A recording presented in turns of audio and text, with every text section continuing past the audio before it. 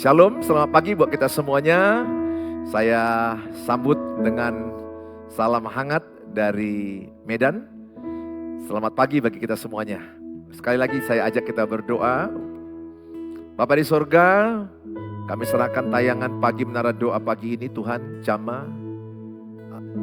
Roh Kudus, Engkau ada dalam diri kami.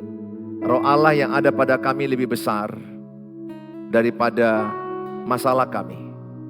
Sehingga kami percaya bahwa kami bisa mengatasi tekanan mental, bisa kami atasi tekanan batin yang kami alami lewat pasangan kami, keluarga kami, anak-anak kami, lewat orang yang terdekat dengan kami, yang sering sekali membuat kami mengalami down, kena mental.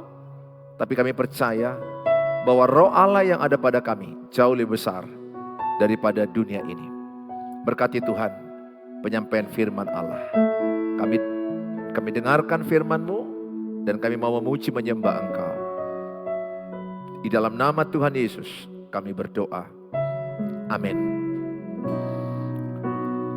Mari kita datang menyembah Tuhan dengan berkata, inilah rinduku kepadamu.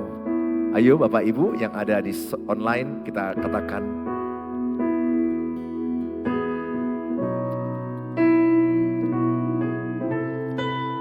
inilah rinduku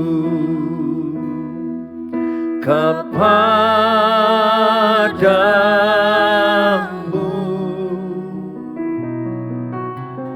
segenap hatiku menyembahmu.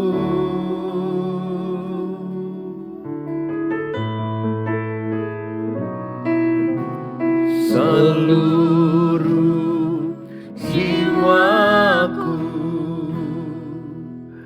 memujimu,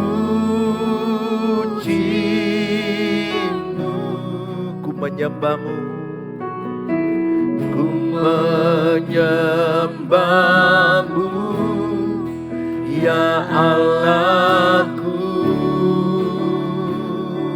Ku berikan hatiku, berikan hatiku dan jiwaku, semuanya bagimu di dalam hidupku, di setiap waktu. Nyatakan jalanmu, inilah rinduku.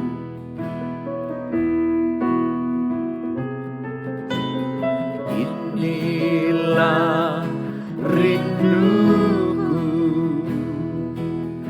kepadamu, segenap hatiku menyembahmu, seluruh jiwaku, seluruh jiwaku memujimu, memujimu,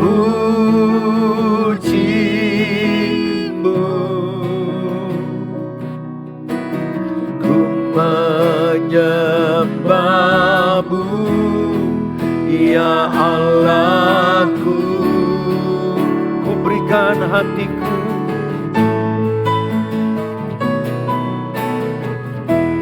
ku berikan hatiku dan jiwaku, semuanya bagimu di dalam hidupku, di setiap waktu. Nyatakan jalanmu, ku berikan hatiku dan jiwaku, semuanya bagimu di dalam setiap waktu. Nyatakan jalan-Mu, ku berikan hatiku dan jiwaku, semuanya bagi-Mu di dalam hidupku, di setiap waktu. Nyatakan jalan, nyatakan Tuhan, nyatakan jalan, nyatakan Tuhan, nyatakan jalan-Mu.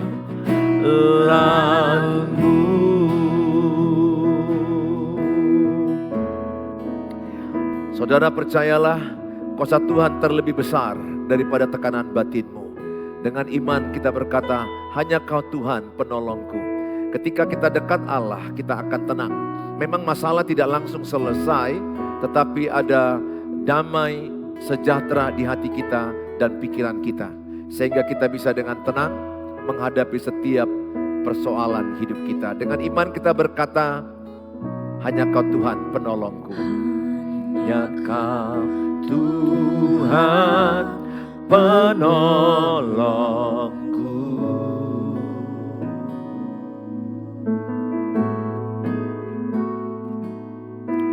yang selalu setia bersamaku.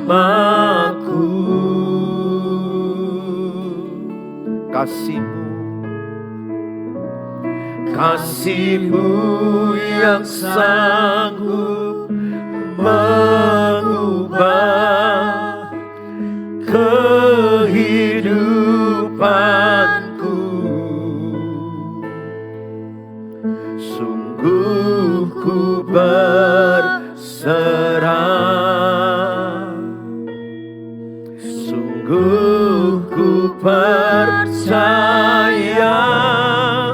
kuasa-Mu terlebih besar. Tuhanku terlebih besar. Tak pernah terlambat janji-Mu ya Tuhan, menolong hidupku. Kuasa-Mu terlebih besar, kuasa-Mu terlebih besar. Tuhanku terlebih besar. Tak pernah terlambat janji-Mu ya Tuhan, pulihkan hidupku. Dengan iman katakan, Tuhan penolongku.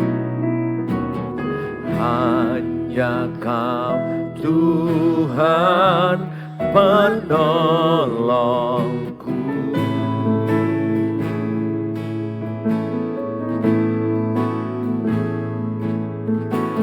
Yang selalu setia bersamaku.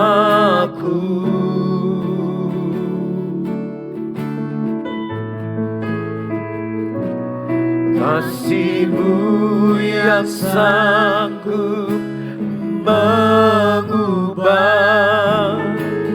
kehidupanku. Sungguh ku berserah, sungguh ku percaya, kuasa-Mu terlebih besar. Tuhanku terlebih besar. Tak pernah terlambat janji-Mu ya Tuhan, menolong hidup. kuasa-Mu terlebih besar, kuasa-Mu terlebih besar. Tuhanku terlebih besar. Tak pernah terlambat janji-Mu ya Tuhan, pulihkan hidup.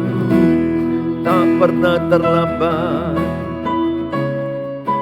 tak pernah terlambat janji-Mu ya Tuhan. Tak pernah terlambat, tak pernah terlambat janji-Mu ya Tuhan. Tak pernah terlambat, tak pernah terlambat janji-Mu ya Tuhan. Pulihkan hidupku. Kami percaya waktu Tuhan tidak pernah terlambat pertolongan-Mu. Engkau sedang bekerja ketika kami berdoa.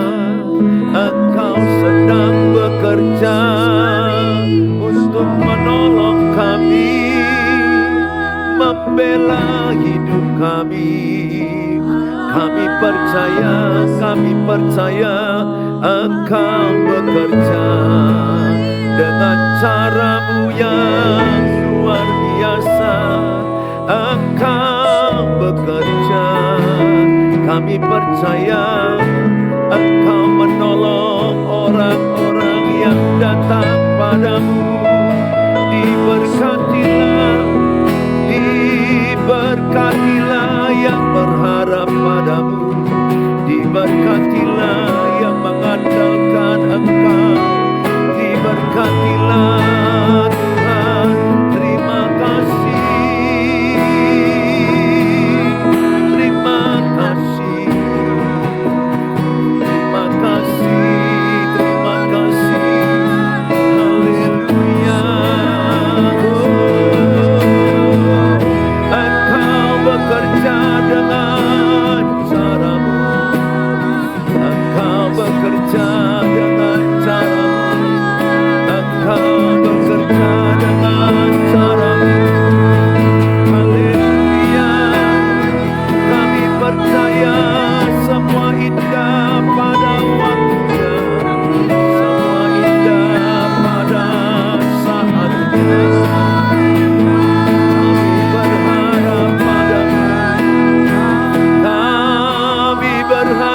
Padamu, terima kasih Tuhan, kuasa-Mu terlebih besar. Terima kasih sampai akhir hidup kami Tuhan, kami hanya berharap kepadamu. Kami percaya semua indah pada waktunya. Engkau pasti menolong setiap kami yang tetap percaya kepadamu. Walaupun kami belum melihat pertolongan, walaupun kami belum melihat selesai masalah kami, tapi kami percaya Engkau sedang bekerja Tuhan. Dengan cara-Mu yang dahsyat, dengan cara-Mu yang ajaib. Engkau bekerja memulihkan pernikahan demi pernikahan, memulihkan rumah tangga demi rumah tangga, hubungan anak-anak dengan orang tua. Kami percaya yang sakit pun disembuhkan oleh kuasa Tuhan. Dan orang-orang sakit Engkau sembuh dalam nama Tuhan Yesus. Dengan iman percaya, Tuhan berkati obat-obat mereka. Demikian juga Tuhan, ekonomi dan usaha mereka. Kami percaya Tuhan memberkati setiap orang yang berseru padamu. Dalam Tuhan Yesus kami berkata sampai akhir hidup kami, Bapa, Engkau mengenalku lebih dari siapapun.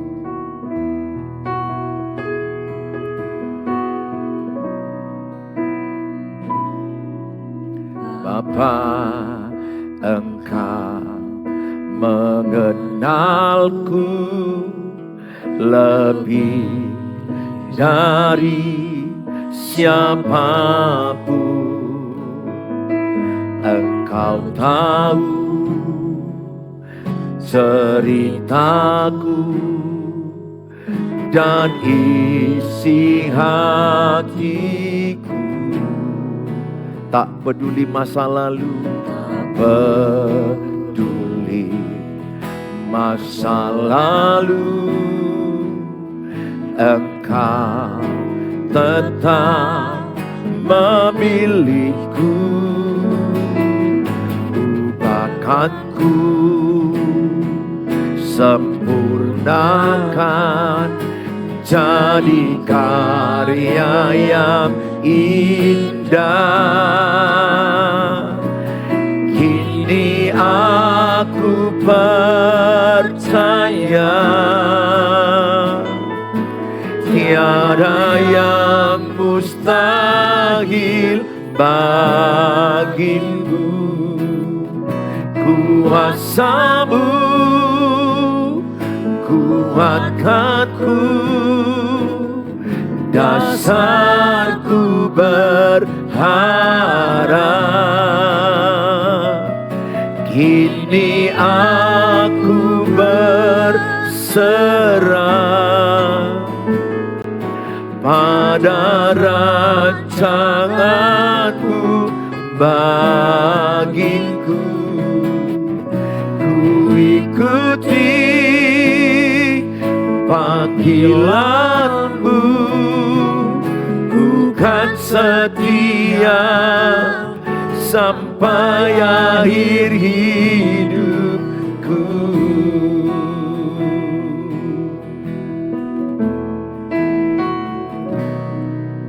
Tanpa Engkau mengenalku lebih dari siapapun, Engkau tahu ceritaku dan isi hatiku.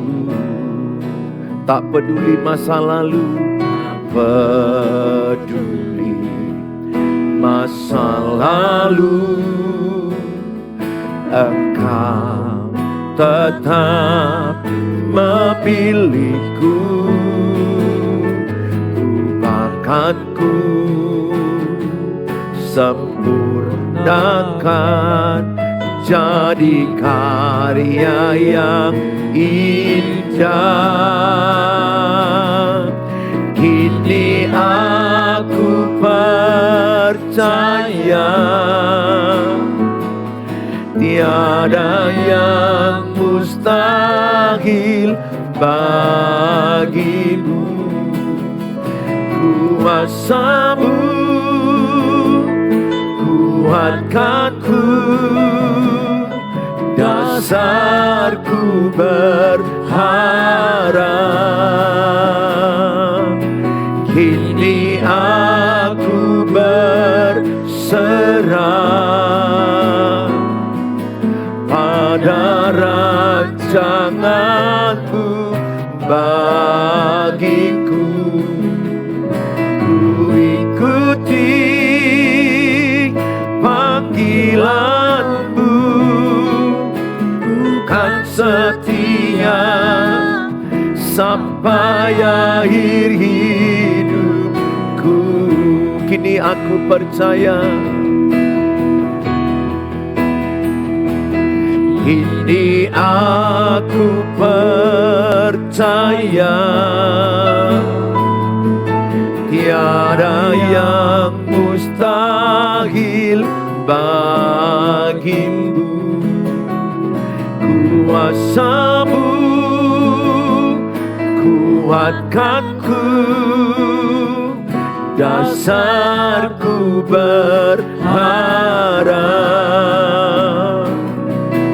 Kini aku berserah pada rancangan-Mu bagiku. Ku ikuti panggilan-Mu, ku kan setia sampai sampai akhir hidupku. Ku ikuti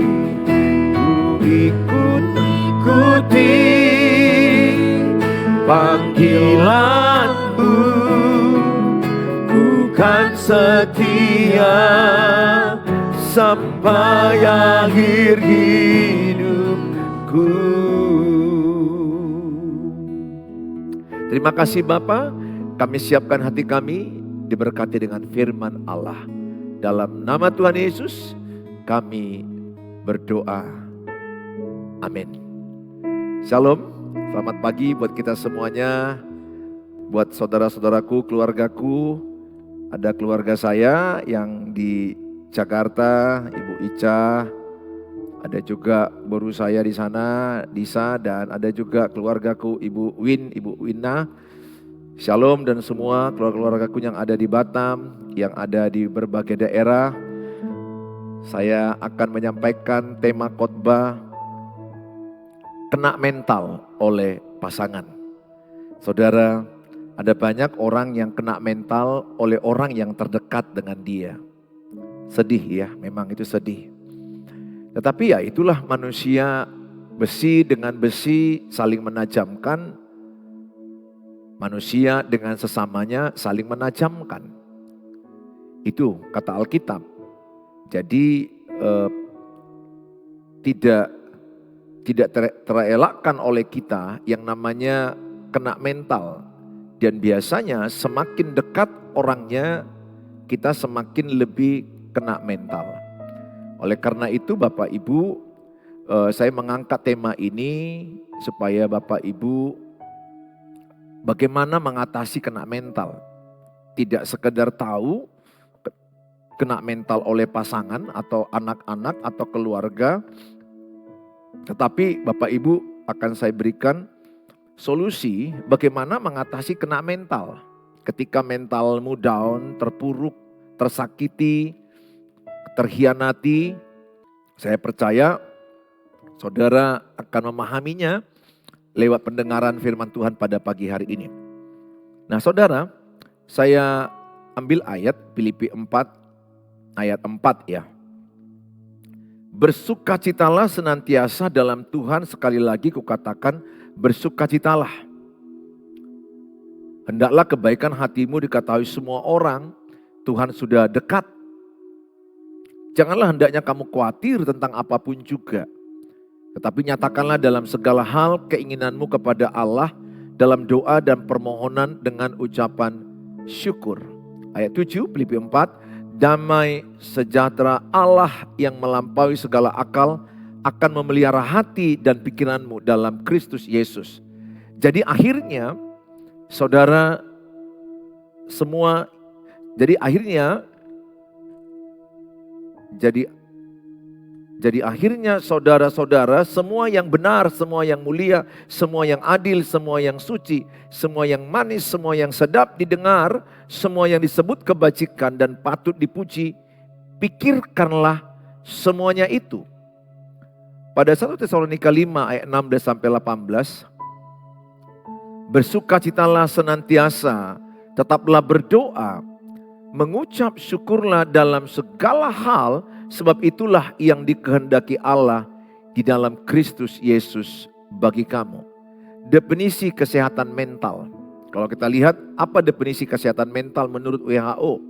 Kesehatan mental adalah keadaan kesejahteraan di mana individu menyadari kemampuannya sendiri. Jadi orang yang sehat mentalnya, dia sadar kemampuannya, potensinya, dan dapat mengatasi tekanan hidup yang normal. Jadi orang yang sehat mentalnya akan dilihat ketika ada tekanan hidup, dia mampu mengatasinya. Tentu tekanan hidup yang normal ya. Maksudnya adalah misalnya kalau terjadilah kematian anak yang kita cintai, ya semua orang juga akan kena mental. Tapi dia akan mampu mengatasinya dengan seiring dengan waktu. Tetapi pada masanya awal-awalnya dia pasti akan ada kena mental. Sedih, terpuruk, lemah, nangis, terdiam. Contoh kasus seperti itu. Tetapi dengan seiring sehat mental dia mampu mengatasinya. Dan orang yang sehat mental dapat bekerja secara produktif. Jadi orang yang sehat mentalnya akan kelihatan dari cara kerja dia. Orangnya produktif. Orangnya bekerja energik, produktif, semangat, sukacita akan kelihatan. Jadi orang yang kena mental, pekerjaannya terganggu, tidak produktif, kurang semangat, kurang sukacita, kurang fokus, kurang konsentrasi, sehingga kurang produktif. Karena dia memikirkan kata-kata orang yang menyakiti dia, memikirkan orang-orang yang mengecewakan dia, memikirkan orang-orang yang berlaku jahat kepada dia, sehingga dia gagal fokus. Karena dia sudah kena mental oleh kata-kata toksik dari keluarganya, dari pasangannya, dari orang yang terdekat pada dia. Sehingga orang yang kena mental dia kurang produktif, kurang fokus. Nampak dari cara kerja, nampak dari raut wajah atau gerak-gerik, nampak dari postur tubuh akan kelihatan. Orang yang kena mental dia nggak bisa bohongi. Postur tubuhnya akan kelihatan. Wajahnya, senyumnya, senyum yang terpaksa akan kelihatan. Dia nggak bisa menyembunyikan karena wajah itu adalah cerminan isi hati. Nah, orang yang sehat mentalnya, orang ini akan sangat bermanfaat. Tapi kalau orang sudah kena mental, dia kurang bermanfaat kepada sekelilingnya. Bahkan dia bisa menjadi victim mentality, mentalitas korban. Mengasihani diri, murung, sedih, meratapi nangis, meratapi nasib, dan akibatnya dia menjadi orang yang mengasihani dirinya sendiri. Jadi orang ini akan tidak produktif dalam bekerja. Dan orang yang sehat mental akan mampu memberikan kontribusi kepada komunitasnya. Ya, terima kasih Bapak Ibu yang sudah memberkati tayangan ini. Terima kasih. Tuhan memberkati. Nah, mampu memberi kontribusi kepada komunitasnya. Jadi kalau seseorang yang sehat mentalnya, dimanapun dia diletakkan, dia akan jadi berkat. Dia akan menjadi solusi. Dia akan bermanfaat. Dia akan berkontribusi kepada komunitasnya. Sebaliknya orang yang kena mentalnya down, terpuruk, dia gagal fokus, tidak konsentrasi, jadi kurang energik, kurang semangat, kurang sukacita, dan dia menjadi kurang produktif, kurang bermanfaat, dan kurang atau tidak berkontribusi kepada komunitasnya. Kalau ini dilanjutkan, dia jadi beban bagi keluarganya, beban bagi komunitasnya. Karena dia menunjukkan energi yang lemah, wajah yang penuh dengan pikiran yang tertekan. Dan Bapak Ibu, orang yang kena mental ini jangan main-main. Kalau ini enggak diatasi, dia bisa stres, depresi, frustrasi, bunuh diri. Itu urutannya. Jadi enggak boleh kita juga anggap enteng ketika ada orang bilang sama kita, wah aku ini maunya mau mati aja. Nah ini sering kita lihati orang-orang yang seperti ini. Saya berkali-kali di WA orang-orang yang berkata, aku mau mati aja. Aku mau mati aja. Hati-hati. Ucapan itu nanti ditangkap iblis dan jadi bagimu. Ibu dan bapak cepat mati. Don't do it. Jangan pernah ucapkan, aku mau mati aja. Aku mengerti mungkin ibu letih, bapak letih, anak-anakmu letih. Semuanya sudah letih. Sehingga orang yang letih ingin mati aja. Itu yang diinginkan iblis. Yohanes 10 ayat 10, iblis datang untuk membunuh, membinasakan, untuk mencuri. Oleh karena itu hati-hati. Saya pun pada masa kritis hidup saya dalam hubungan pernikahan, saya juga pernah berpikir, lebih bagus mati aja begini. Apa artinya? Saya merasa gak ada guna. Jadi artinya semua orang ketika orang kena mental itu iblis masuk kepada pikiran seseorang. Hati-hati, jangan berlama-lama. Tidak salah ibu menghubungi pendeta, konselor, bahkan psikiater. Beberapa orang yang baru datang ke gereja, ketemu saya dari luar kota, saya anjurkan kalau memang dibutuhkan psikiater, boleh.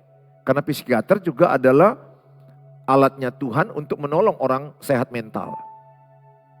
Tapi ada juga yang saya anjurkan, saya pikir ini nggak harus ke psikiater. Ini cukup dengan ibu menyemangati dirimu dengan beriman kepada Tuhan, jaga pola makan, berolahraga, apalagi kan orang gangguan asam lambung ya. Orang gangguan asam lambung, kemudian ada masalah hidup yang berat, mana duluan itu? Masalah hidup yang berat baru asam lambung atau asam lambung atau masalah hidup yang berat? Biasanya ada riwayat orang punya masalah hidup yang pahit, yang kena mental tekanan batin, berbulan dan bertahun, menahun, yang menjadi pikirannya dan menimbulkan asam lambungnya naik. Asam lambung yang naik inilah yang disebut nanti bisa menjadi panas dalam bagian lambungnya dan bisa naik sampai ke tenggorokannya. GERD anxiety. Jadi dia cemas, overthinking, berlebihan dipikirkannya masalah itu. Makanya salah satu terapinya adalah melepaskan pengampunan. Jangan genggam rasa sakit yang ada di hidupmu. Semakin kita genggam rasa sakit dan marah, kecewa, itu semakin sakit kita. Tapi semakin dilepaskan, let it go, saya percaya kita makin sehat. Let it go artinya adalah serahkan kepada Tuhan. Jadi ada bagianmu memikirkan, ada bagian kita memikirkan, melakukan semampu kita. Kita Roma 12 katakan begini, ada batas-batas kemampuan pikiran manusia. Jangan memikirkan lebih daripada batas kemampuanmu. Itu Roma 12 ayat 3. Jadi setiap orang sudah ada batas-batas berpikirnya. Nggak usah dipaksakan. Semampu kita pikirkan solusinya bagaimana ke depan. Di luar kemampuanmu, lepaskan ke Tuhan. Let it go. Coba tulis di kolom. Let it go. Tulis di kolom. Let it go. Tuliskan. Ya, let it go. Tulis di dalam kolom-kolom yang ada. Artinya apa? Lepaskan rasa sakitmu. Udah puji Tuhan. Saudara tulis let it go. It itu apa? Rasa sakitmu, rasa kecewamu, rasa kepahitanmu, rasa ketertolakanmu, rasa engkau dikhianati, rasa dendammu, bencimu, gerammu, panas hatimu, amarahmu. Let go. Let go. Jangan genggam. Jangan genggam. Lihat tangan saya dua-dua. Kalau saya genggam, apa yang terjadi? Sakit. Sakit. Makin ku genggam, contoh ya, kok begini istriku, kok begini anak-anakku, kok begini pasanganku, kok begini mertuaku, kok begini pengkhianatan yang kurasakan, kok bertahun orang lain pasangannya baik. Nah, perhatikan baik, pembandingan itu toksik. Jangan pernah pembandingan. Dan itu juga belum tentu dia lebih baik. Karena orang akan cenderung tidak menunjukkan masalahnya. Tiap orang punya penderitaan. Jadi orang yang menggenggam, kok begini pasanganku, kok begini istriku, kok begini suamiku, begini anak-anakku, begini mertuaku. Semakin kuat genggaman amarah, semakin kuat genggaman bencimu, engkau semakin sakit. Apa yang saya lakukan kalau sudah begini? Maka sebaiknya saya pelan-pelan dengan pertolongan Roh Kudus. Roma 5:5 dikatakan oleh Roh Kudus kita mampu mengasihi. Jadi mengasihi bukan kekuatan kita, tapi kekuatan Roh Kudus. Dengan pelan-pelan kita minta kekuatan Roh Kudus sehari, 2 hari, seminggu mungkin. Karena ada juga orang beda-beda hari ya. Ada orang yang mampu seketika, ada orang butuh waktu. Ada orang waktu yang panjang karena terlalu sakit dikhianati 10 tahun, 20 tahun. Terlalu sakit yang dilakukan oleh pasangannya. Cerita kita beda-beda. Tapi tidak ada pilihanmu. Demi kesehatan mentalmu, demi kesehatan dirimu, let it go. Rasa sakitmu pelan-pelan kau buka, kau lepaskan. Kau lepaskan pelan-pelan, lepaskan pelan-pelan. Artinya apa? Serahkan kepada Tuhan. Berserah. Inilah level iman yang tertinggi di Alkitab. Berserah kepada Tuhan. Bukan menyerah, berserah. Serahkan kepada Tuhan apa yang tidak mampu kau ubah. Serahkan kepada Tuhan apa yang tidak mampu kau pikirkan. Let it go. Maka doa saya seperti ini Bapak Ibu. Saya bilang, Tuhan, mampukanlah saya mengubah apa yang dapat kuubah. Kedua, Tuhan, mampukanlah saya menerima atau berdamai dengan apa yang tidak bisa kuubah. Jadi Tuhan mampukan saya menerima apa yang tidak bisa kuubah. Apa yang tidak bisa kuubah? Masa lalu yang pahit tidak bisa kita ubah. Tidak ada orang yang bisa masuk ke masa lalu. Kita hanya bisa hidup sekarang untuk masa depan yang lebih baik. Mau jungkir balik, tidak bisa kembali kepada masa lalu. Jadi apa yang kita lakukan? Kita dimampukan Tuhan berdamai dengan masa lalu. Berdamailah dengan masa lalumu. Terimalah, memang itu cerita hidupmu ada yang pahit. Jadi kalau saudara lihat gambar, ada yang gelap, ada yang terang. Itu cerita hidupmu ada yang pahit, ada yang menderita. Ada yang terang, ada yang baik, ada yang menyenangkan. Jadi hidup itu seperti lukisan. Lukisannya itu tidak akan baik kalau semua cerah. Tapi akan baik kalau ada warna gelap. Oleh karena itu saudara, saya mengajak sama saudara, engkau tidak bisa mengubah masa lalu. Yang kedua, engkau tidak bisa mengubah pasangan. Engkau tidak bisa mengubah anak-anakmu. Engkau tidak bisa mengubah orang lain. Engkau tidak bisa mertuamu, engkau tidak bisa mengubah mertuamu, engkau tidak bisa mengubah ipar-iparmu, edamu. Yang bisa kau ubah dirimu sendiri, responmu. Kita pun tidak bisa mengubah keadaan global ekonomi, krisis global. Kita itu nggak bisa, kita harus hadapi kalau terjadi krisis global. Kita harus hadapi. Bencana alam kita nggak bisa ubah, ya kita harus hadapi. Jadi jujur dalam hidup ini ada yang tidak bisa kita ubah. Nah ini yang sering sekali orang jadi kena mental. Ingin mengubah pasangan. Engkau berjuang dengan kata-katamu ingin mengubah pasangan. Dan akibatnya engkau gagal. Dan engkau semakin down. Ini pertanyaan banyak di TikTok, di YouTube, Instagram, Facebook selalu mereka bertanya, Pak Pendeta, bagaimana aku bisa mengubah pasangan? Enggak bisa. Pekerjaan sia-sia ingin mengubah pasangan. Pekerjaan sia-sia. Itu urusan Tuhan. Itu bagian Tuhan mengubah manusia, bukan bagian kita. Makanya banyak orang semakin kena mental, makin down karena ingin mengubah. Aku dulu begitu, saya begitu. Pernah. Kayak mana ya supaya istriku ini berubah? Fokusku adalah bagaimana supaya istriku berubah. Sekarang tidak, fokusku bagaimana aku berubah. Bahkan saya selalu ajarkan kan semua kepada kita, keluarga-keluargaku. Masih ingat doa yang saya ajarkan? Tuhan Yesus ubahlah saya, ayo sama-sama katakan. Tuhan Yesus ubahlah saya, supaya lewat perubahan saya, keluarga saya diselamatkan. Jadi fokus kita adalah perubahan diri sendiri. Saya begitu dalam memimpin gereja, memimpin Yayasan Betel Cabang Sumatera Utara. Saya memimpin keluarga saya, memimpin kehidupan saya adalah dengan berfokus kepada perubahan hidup saya. Saya tidak berfokus kepada perubahan hidup orang. Ya, tentu kita mengharapkan, mengimani supaya pasangan kita berubah, anak-anak kita berubah, itu bagus. Mengharapkan, mengimani itu bagus. Mengharapkan, mengimani komunitas kita berubah bagus. Tapi kita harus jadi teladan dulu, itu loh. Tuhan mau pakai kita lewat perubahan hidup kita, sekeliling kita diubahkan. Nah di sini yang sering saya lihat, Bapak Ibu, sering orang semakin kena mental. Saya berdoa, yang saudara lakukan pertama adalah serahkanlah segala khawatirmu kepada Tuhan. Itu yang pertama.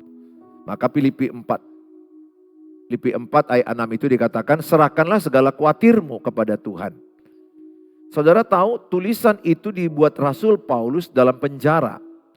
Dari dalam penjara dia menuliskan ini kepada jemaat di Filipi dan jemaat Tesalonika supaya tetap bersuka cita meskipun banyak penderitaan. Supaya tetap bersuka cita meskipun banyak yang mengejar mereka karena iman mereka kepada Tuhan Yesus. Jadi latar belakang nats yang saya bacakan tadi Filipi dan Tesalonika adalah Rasul Paulus dalam penjara tertekan sebenarnya, tetapi dia mampu mengelola tekanan batinnya. Dia mampu mengelola mentalnya supaya sehat. Harusnya kan yang di luar penjara memotivasi yang dalam penjara. Tapi Rasul Paulus tidak. Dari dalam penjara dia yang memotivasi, menginspirasi jemaat yang ada di Filipi, jemaat yang ada di Tesalonika, supaya bersukacitalah senantiasa di dalam Tuhan. Sekali lagi kukatakan bersukacitalah.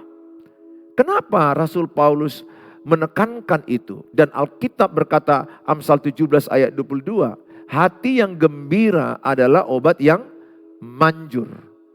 Sebab saat kita gembira, saat kita bersukacita, saat kita tertawa, tersenyum, maka hormon endorfin, hormon kebaikan, hormon bahagia akan keluar di otak kita.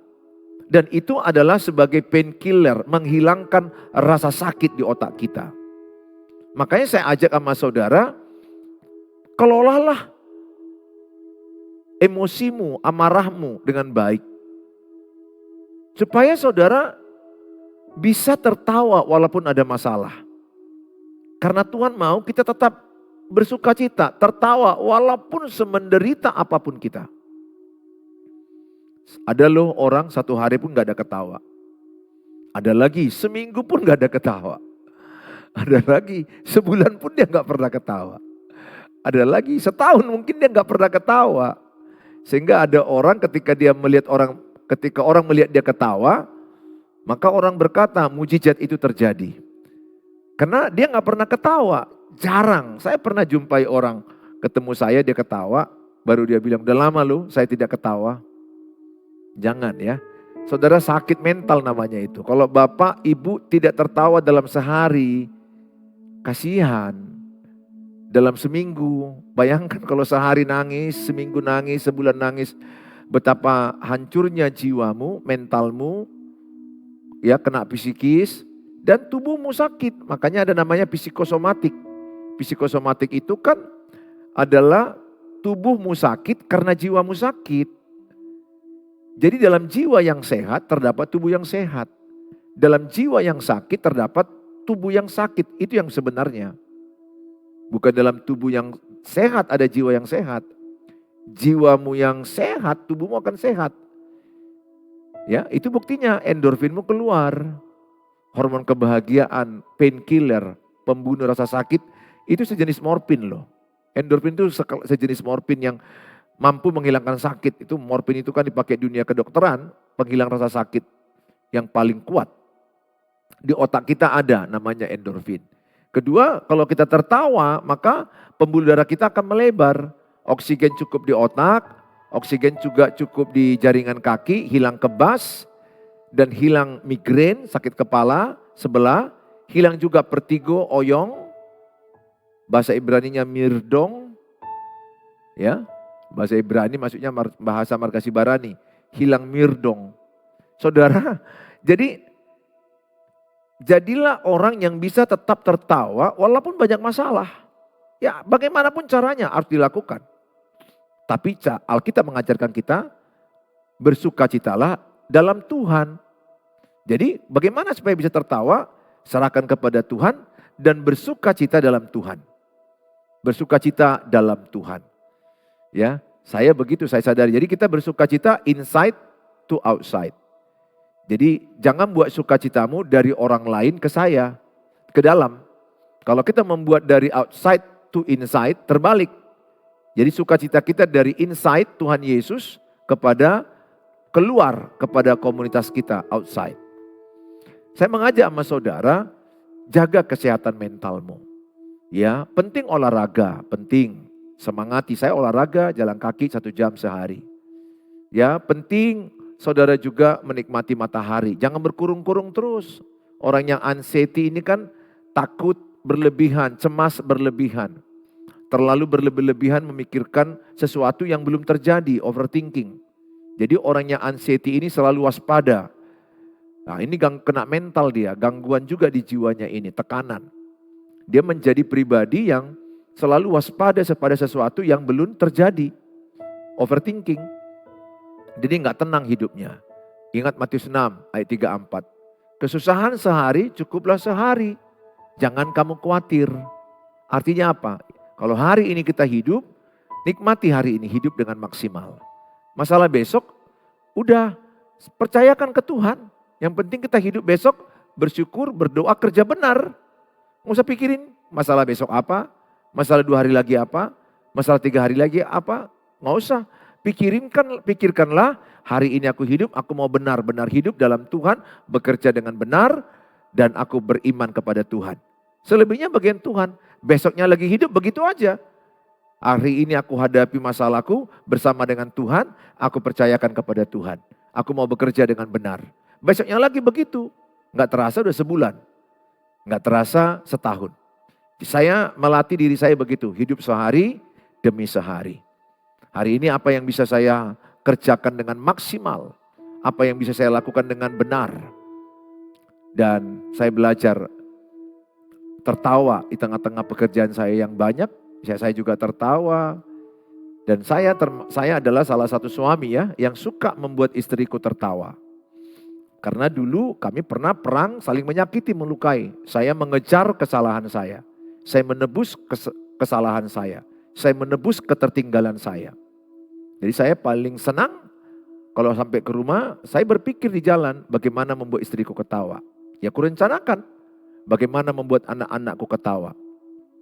Kan bahaya kalau laki-laki lain yang membuat dia ketawa, itu kan bahaya. Saya yang membuat dia ketawa. Selain saya berpikir bawa makanan, saya berpikir bagaimana istriku bahagia bersamaku. Bagianku adalah membuat istriku bahagia tertawa. Kalau dia tertawa, dia makin awet muda, dia makin segar. Masalah pasti ada. Sekarang ini pun saya punya masalah. Tapi saya harus belajar mengelola masalah itu dengan porsinya. Selebihnya percayakan kepada Tuhan dan tetap tertawa. Lakukan bagianmu menghadapinya, serahkan ke Tuhan dan tetap tertawa. Ya, ibu-ibu, bapak-bapak, kalau sini ada bapak-bapak, sukalah membuat istrimu tertawa. Kalau ibu-ibu, sukalah membuat suamimu tertawa, bercanda. Nah, yang kadang-kadang jahatnya suami suka membuat istri orang lain ketawa. Nah, ini menjadi masalah. Suka membuat anak gadis orang lain ketawa. Sampai di rumahnya istrinya beku. Istrinya disalibkan. Istrinya nggak dicakapin, nggak dibuat joke, nggak dibuat humor, nggak ada pujian. Nah, ini memang suami yang juga sudah gangguan jiwa. Istrinya dibuatnya menderita, istri orang lain dibuatnya bersenang-senang. Gajinya dikasihnya kepada perempuan lain, istrinya dibuatnya susah. Kalau itu pun terjadi kepadamu ibu, ibu harus menghadapinya seperti saya katakan tadi. Hadapi dengan iman, lakukan bagianmu sebisamu, serahkan kepada Tuhan, dan ibu tetap tertawa. Tragedi jadi komedi.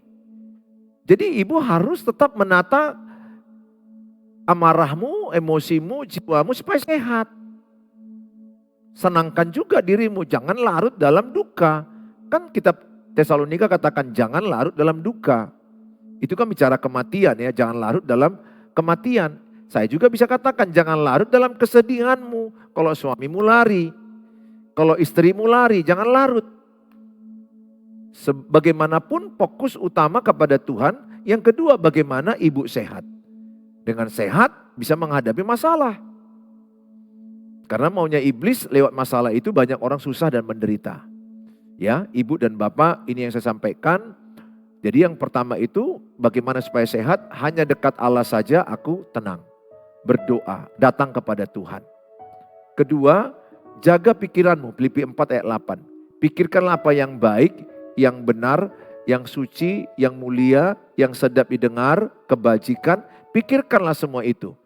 Jadi Roma 12 ayat 3 katakan ada batas pikiran kita. Filipi 4 ayat 8, ya saya belajar menguasai pikiran saya. Memikirkan yang baik, memikirkan yang benar, yang suci, yang sedap didengar, kebajikan. Pikirkan semua itu. Jadi saya tidak pikirkan yang buruk. Saya tidak pikirkan hal-hal yang najis. Saya tidak pikirkan hal-hal yang menyakiti saya. Karena peperangan itu ada pada pikiran kita. The battle in your mind. Menang dalam pikiran, kita akan menang di luar. Jadi orang itu cemas, orang menjadi depresi, stres adalah bermain di pikirannya. Ini medan peperangan. Makanya pikiran kita ini harus dilatih untuk memikirkan yang baik. Sesuai dengan Filipi 4 ayat 8. Bingkai menjadi pikiran yang sesuai dengan harapan Kristus. Percayalah ketika ibu dan bapak datang ke Tuhan melatih pikiran, maka damai sejahtera Allah memenuhi hati dan pikiranmu. Ini yang mau saya sampaikan kepada kita semua. Semangat menjalani kehidupan berumah tangga yang penuh dengan suka duka. Tapi saya percaya di dalam Tuhan Yesus keluarga saudara bisa dipulihkan. Ya, yakinlah kalau ibu tetap beriman, bagi Tuhan tidak ada mustahil. Datanglah kepada Tuhan Yesus dan mari kita berdoa. Bapa di sorga, dalam nama Tuhan Yesus, Engkau melihat Tuhan semua anak-anak-Mu yang sudah mendengarkan tayangan ini. Ada banyak pasangan yang kena mental oleh pasangan. Ada banyak istri yang kena mental oleh suaminya. Ada juga suami yang kena mental oleh istrinya. Ada anak-anak yang kena mental oleh orang tuanya. Ada orang tua yang kena mental oleh anak-anaknya. Ada menantu yang kena mental oleh mertuanya dan iparnya. Ada mertua yang kena mental oleh kelakuan menantunya. Banyak terjadi dalam keluarga kena mental. Hamba-Mu berdoa Tuhan Yesus bekerja. Oleh kuasa-Mu yang dahsyat, yang luar biasa. Keluarga-keluarga yang menyaksikan tayangan ini, Engkau sedang bekerja. Jikalau ada di antara mereka yang kena mental, hamba-Mu berdoa dalam nama Tuhan Yesus. Bagi engkau yang kena mental, taruh tangan satu di hatimu, angkat tangan kananmu. Bagi engkau yang mengalami kena mental, jiwamu tertekan, engkau psikis, hilang semangat, sukacitamu berkurang. Bahkan engkau sudah jarang ketawa. Engkau lebih banyak menangis, sedih dan susah. Bahkan engkau mengasihani dirimu sendiri. Hamba-Mu berdoa, jikalau ada di antara mereka yang angkat tangan kanan dan menaruh tangan kiri di hati mereka, hamba-Mu berdoa dimanapun mereka berada. Tuhan, Engkau sedang bekerja. Baik mereka di kota Medan, di luar kota Medan, di Jakarta, di Batam, di Ambon, di Maluku, Sulawesi, Kalimantan, Papua, NTT, dimanapun mereka berada Tuhan, di Jawa, Sumatera Utara, di Sumatera ini, hamba-Mu berdoa melepaskan kuasa Tuhan. Bagi engkau yang sedang kena mental, Tuhan mengasihi-Mu. Tuhan menyembuhkan segala kepahitan hidupmu. Di dalam nama Tuhan Yesus, engkau dipulihkan. Dalam nama Tuhan Yesus, engkau sembuh. Lepaskan pengampunan. Aku berdoa dari tempat ini, dari Medan ini, kepadamu, keluargaku yang di online. Lepaskan pengampunan. Lepaskan pengampunan kepada orang yang menyakitimu. Lepaskan pengampunan kepada orang yang membuat engkau kena mental, yang menjadikan pikiranmu hancur, jiwamu hancur. Hari ini terimalah dengan pengampunan dan kuasa Tuhan, engkau sembuh. Engkau sembuh. Let it go. Let it go. Lepaskan. Rasa sakitmu kau lepaskan. Rasa kecewamu kau lepaskan. Rasa marah gerammu kau lepaskan. Lihat, pada waktu engkau melepaskannya, Tuhan bekerja menyembuhkan engkau. Lepaskan. Mungkin ada pasanganmu yang selingkuh, suamimu selingkuh, istrimu yang selingkuh, anak-anakmu yang tidak menghormati engkau, Dalam Tuhan Yesus aku berkata, lepaskan pengampunan. Lepaskan. Jangan genggam. Lepaskan pengampunan. Ini waktu kita berdoa kesembuhan jiwa kita. Oh, dalam nama Tuhan Yesus. Beberapa di antaramu sangat pahit cerita hidupmu tersakiti. Engkau ditolak, engkau dibandingkan, dikhianati, dilukai. Hari ini Tuhan Yesus katakan, lepaskan pengampunan supaya engkau sehat, sembuh dalam nama Yesus. Jangan genggam amarah dan dendammu. Terima kasih Bapa. Kami percaya pernikahan demi pernikahan akan dipulihkan, keluarga demi keluarga semakin dipulihkan. Kami berdoa dalam nama Yesus, banyak keluarga dimenangkan. Bagi mereka yang sakit, Tuhan sembuhkan. Apapun sakit penyakit mereka, dalam Tuhan Yesus menyembuhkan engkau. Oleh kuasa bilur-bilurnya engkau sembuh dan urapan Tuhan mengurapi engkau. Terima kasih Bapa. Kami serahkan dalam tangan-Mu bagi mereka juga yang sedang berjuang masalah keuangan ekonomi. Tuhan tolong mereka yang sedang berjuang mencari, mendapat keturunan, mendapat jodoh, mendapat pekerjaan, menjual rumah. Apapun yang sedang mereka minta doakan lewat menara doa ini Tuhan. Kami berdoa dalam nama Tuhan Yesus. Tuhan menjawab doa-doamu. Terima kasih Bapa. Di dalam nama Tuhan Yesus kami berdoa. Mari kita mengucapkan doa Bapa kami. Bapa kami yang di sorga, dikuduskanlah namamu. Datanglah kerajaan-Mu. Jadilah kehendak-Mu di bumi seperti di sorga. Berikanlah kami pada hari ini makanan kami yang cukupnya. Dan ampunilah kami akan kesalahan kami, seperti kami juga mengampuni orang bersalah pada kami. Dan janganlah bawa kami ke dalam pencobaan, tapi lepaskanlah kami daripada yang jahat. Karena Engkau yang punya kerajaan dan kuasa dan kemuliaan sampai selama-lamanya. Amin. Terimalah berkat damai sejahtera dari Allah Bapa, cinta kasih sempurna Tuhan Yesus Kristus, penyertaan penghiburan dari Allah Roh Kudus, memberkati kita yang percaya saat ini sampai selama-lamanya. Dalam Tuhan Yesus yang percaya katakan amin.